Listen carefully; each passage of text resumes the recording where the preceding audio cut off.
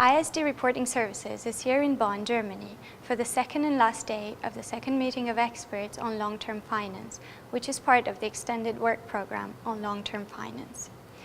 After hearing an overview of the second day by the co-chairs, participants engaged in the third plenary session of the meeting, which focused on parameters for identifying pathways for mobilizing scaled-up climate finance.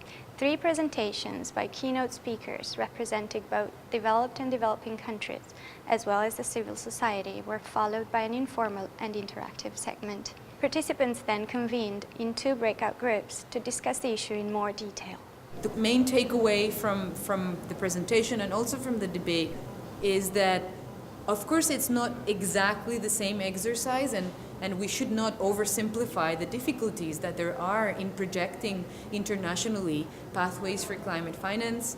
It is not a simple exercise, but there are some good practices and there are some good takeaways that we can identify from who in the world has been doing this exercise for a long time, which is national ministries of finance for their own macroeconomic planning in the long term. In the afternoon, participants heard reports of the breakout groups held throughout the meeting. It was quite revealing the problem we have when we talk about long-term pathways of scaling up climate finance, where developed countries argue, and they are right, that this is difficult for them because their national parliaments, they approve budgets on an annual basis, and they cannot make long-term detailed commitments that would then be beyond the control of the parliament and the budgetary committees and all these processes of approving a country's budget, on the one hand. So on the other hand, this of course creates a problem because the developed countries are expecting from developing countries to present their actions to reduce greenhouse gas emissions, for instance, and doing this within long-term strategies and so forth.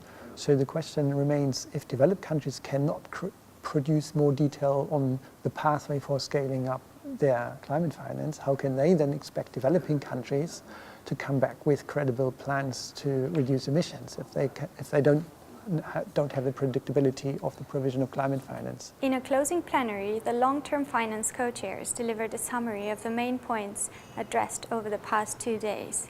CHRISTIANA FIGUERES, the UNFCCC Executive Secretary, also addressed the meeting, delivering closing remarks. If we're talking about de-risking capital flows, what is the risk that we see on the horizon? And the risk is quite simple. The risk is not having the necessary capital flows at the level or within the timing that is necessary to maintain us at least to 2 degrees, if not to 1.5 degrees. We are not talking about 100 billion a year. We're talking about $1 trillion a year, which is more or less what it's going to take to decarbonize global economies. In a week or so, we'll be having a webinar where which is open to a much broader participation to inform on this process. And then in September, we'll be having a so-called wrap-up event, a 3-day wrap-up event in South Korea of the work program. And that's basically pulling together what's been going on in this work program since it began in late May, but particularly through these expert meetings, and starting to test the ground, I guess, if you like, of what we will put into our report from the 2 co-chairs that will go to the COP at the end of the year. This report will inform the ministerial dialogue on finance at COP19. I believe we have the capacity to put our acts together. I think there's no scarcity in ways to reach our goal, but what we need is a political will and create more awareness at all levels, from the grassroots to the academe, to the policymakers, and especially to the finance ministries.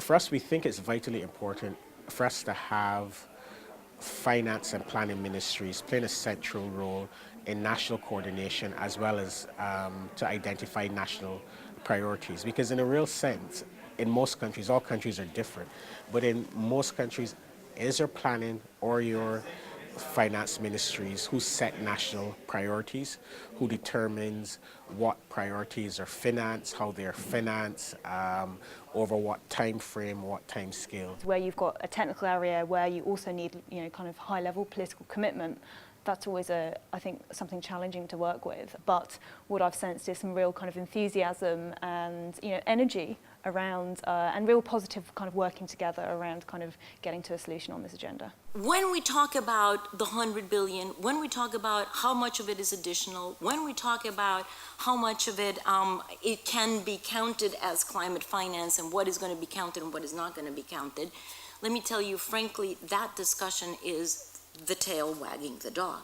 The fantastic opportunity that the long-term finance work program has is to precisely use the tail to point the dog in the right direction. If you think that you're only working on 100 billion, you have completely misunderstood the importance and the strategic contribution that you can make. So as you focus on the color and the size of the tail, please always remember that the tail belongs to a dog and that you have the most important contribution to make as to where that dog is going to run.